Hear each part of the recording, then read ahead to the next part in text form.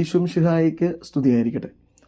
ഇന്ന് തിരുസഭ മാതാവ് വിശുദ്ധ ബർത്തലോമിയോ അപ്പസ്തോലൻ്റെ തിരുനാൾ സന്തോഷത്തോടെ കൊണ്ടാടുകയാണ്. നമ്മളിന്ന് ധ്യാനിക്കുന്നത് യോഹന്നാൻ്റെ വിശുദ്ധ സുവിശേഷം 1-ാം അധ്യായം 45 മുതൽ 51 വരെയുള്ള വാക്യങ്ങളാണ്. നഥാനിയേൽ യേശുനാഥനെ കണ്ടെത്തുന്നതിനെക്കുറിച്ചാണ് സുവിശേഷം നമ്മളോട് സംസാരിക്കുന്നത്. ഇന്ന് തിരുനാൾ ആഘോഷിക്കുന്ന ബർത്തലോമിയോയുടെ മറ്റൊരു പേരാണ് നഥാനിയേൽ. ഈ ബർത്തലോമിയോ എന്ന് നമ്മൾ മറ്റു സുവിശേഷങ്ങളിൽ കാണുമ്പോൾ യോഹന്നാൻ്റെ സുവിശേഷത്തിൽ നഥാനിയേൽ എന്നാണ് അദ്ദേഹം വിളിക്കപ്പെടുന്നത്. അപ്പം ഇതിൻ്റെ കാരണം അദ്ദേഹത്തിന് 2 പേരുണ്ടായിരിക്കാം. മറ്റേത് ഹീബ്രു അനുസരിച്ച് ഈ ബർത്തലോമിയോ എന്ന് പറഞ്ഞാൽ അത് ബാർ എന്ന് പറഞ്ഞാൽ മകൻ എന്നാണ് അർത്ഥം. അപ്പം അദ്ദേഹത്തിൻ്റെ അപ്പൻ്റെ പേരായിരിക്കാം, അദ്ദേഹത്തിൻ്റെ അപ്പൻ്റെ മകൻ എന്നുള്ള പേരിൽ ബർത്തലോമിയോ എന്നും അദ്ദേഹത്തിൻ്റെ പേര് നഥാനിയേൽ എന്നും ആയിരിക്കാമെന്നും ചരിത്രകാരന്മാർ അദ്ദേഹത്തിൻ്റെ പേരിനെ കുറിച്ച് പറയുന്നുണ്ട്.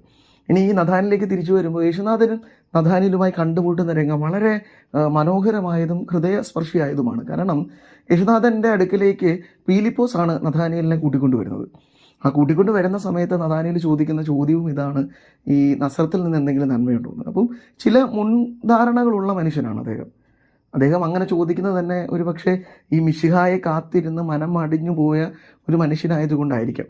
പിന്നീട് യേശുനാഥൻ ഇദ്ദേഹത്തെക്കുറിച്ച് പറയുന്നത്, നീ അത്തിമരത്തിൻ്റെ ചൂട്ടിലായിരിക്കുമ്പോഴേ നിന്നെ കണ്ടിട്ടുണ്ടെന്നാണ്. അപ്പം നമ്മൾ ഇന്ന് ധ്യാനിക്കുന്നത് അത്തിമരത്തെക്കുറിച്ചാണ്.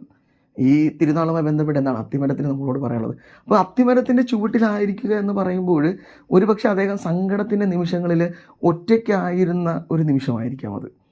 എന്തിനെങ്കിലുമൊക്കെ കുറിച്ച് ആലോചിച്ച്, ഒന്നെങ്കിൽ സ്വന്തം കാര്യത്തെക്കുറിച്ച് ആലോചിച്ചിട്ട്, അല്ലെങ്കിൽ തനിക്കുണ്ടായ എന്തെങ്കിലും നഷ്ടത്തെക്കുറിച്ച് ആലോചിച്ചിട്ട്, അല്ലെങ്കിൽ ഇസ്രായേലിന് സംഭവിച്ച ഈ വലിയ കൊടിയ വിപത്തുകളെ കുറിച്ച് ആലോചിച്ചിട്ട്. ഇസ്രായേൽ അന്ന് മറ്റൊരു രാജ്യത്തിൻ്റെ കീഴിലാണ്. അപ്പോൾ മിശിഹായെ പ്രതീക്ഷിച്ചിരിക്കുന്നു, മിശിഹ വന്നിട്ടില്ല.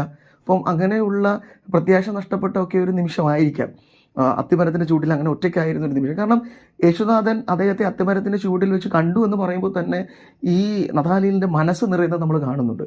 അപ്പോൾ അത്രമാത്രം ദുഃഖം അനുഭവിച്ചിരുന്നൊരു നിമിഷത്തിൽ ഒരുപക്ഷെ ഇദ്ദേഹം നിലവിളിച്ചിട്ടുണ്ടാകാം, ദൈവമേ നീ എന്നെ കാണുന്നില്ലേ, നീ ഞങ്ങളുടെ ജനത്തിൻ്റെ കണ്ണുനീര് കാണുന്നില്ലേ എന്നൊക്കെ വിളിച്ചിട്ടുള്ള അദ്ദേഹത്തിൻ്റെ ഒരു പേഴ്സണൽ എക്സ്പീരിയൻസിൽ നിന്നായിരിക്കാം ഈ ഒരു നിമിഷം അദ്ദേഹം വായിച്ചെടുക്കുന്നത്.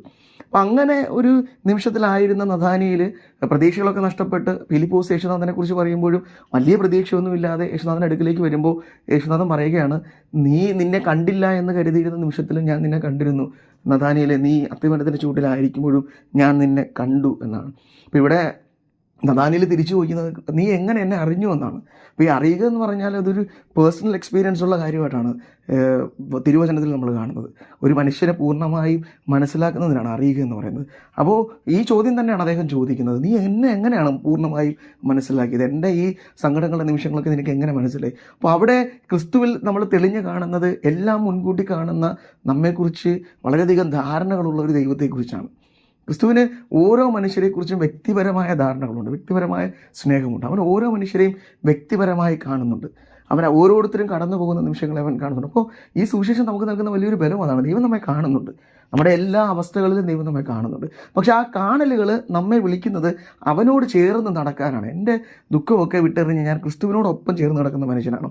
ഫിലിപ്പോസിൻ്റെ വിളി കേട്ട് ഇവിടെ എത്തിയിരിക്കുന്ന നഥാനിയേൽ യേശുനാഥനോട് പറയുന്നതാണ്, ഇനി നീയാണ് എൻ്റെ ദൈവപുത്രൻ, നീയാണ് വരാനിരിക്കുന്ന മിശിഹ, നീയാണ് എൻ്റെ ജീവിതത്തിൻ്റെ നാഥനും രാജാവും എന്നൊക്കെ പറഞ്ഞ് വിശ്വാസം പ്രഖ്യാപിച്ച് അദ്ദേഹം ക്രിസ്തുവിൻ്റെ സാക്ഷിയായി മാറുകയാണ്. അപ്പോൾ എൻ്റെ ജീവിതത്തിലും ക്രിസ്തുവിനെ അറിയുമ്പോൾ ഞാൻ എടുക്കേണ്ട തീരുമാനം അവനോടൊപ്പം നടക്കാൻ അവൻ എൻ്റെ നാഥനായി എടുക്കുകയാണ്. ഇത് ഫിലിപ്പോസ് വിളിച്ചുകൊണ്ടുവന്ന ക്രിസ്തുവിനെ പൂർണ്ണമായി മനസ്സിലാക്കി കഴിഞ്ഞ നഥാനിയേൽ പിന്നെ ക്രിസ്തുവിൻ്റേതായി മാറുകയാണ്, ക്രിസ്തുവുമായി ഒരു സ്നേഹബന്ധം പുലർത്തുകയാണ്. അത് അവൻ്റെ മരണം വരെയും ഉണ്ടായിരുന്നു എന്നാണ് പിന്നീട് നമുക്ക് കാണാൻ കഴിയുന്നത്. കാരണം ഇദ്ദേഹം അർമേനിയയിൽ ക്രിസ്തു വിശ്വാസം പ്രഖ്യാപിക്കുന്നതിനിടയിൽ രക്തസാക്ഷിത്വം വഹിച്ചു എന്നാണ്. അതും വളരെ ക്രൂരമായ രീതിയിൽ ജീവനോടെ തൊലി ഉരിഞ്ഞെടുക്കപ്പെട്ട് പിന്നീട് കുരിശിൽ തറച്ചു കൊന്നുവെന്നാണ് വിശ്വാസം പറയുന്നത്, ഈ പാരമ്പര്യ വിശ്വാസം നമ്മളോട് പഠിപ്പിക്കുന്നത്. അപ്പോൾ അത്രമാത്രം വേദനകൾക്കിടയിലും ദുഃഖത്തിൻ്റെയും കഠിനമായ സഹനങ്ങൾക്കിടയിലും ഇദ്ദേഹത്തിനെ എന്തുകൊണ്ടാണ് വിശ്വാസത്യാഗം ചെയ്യാതെ വിശ്വാസത്തിൽ ഉറപ്പിച്ച് നിർത്തിയത്?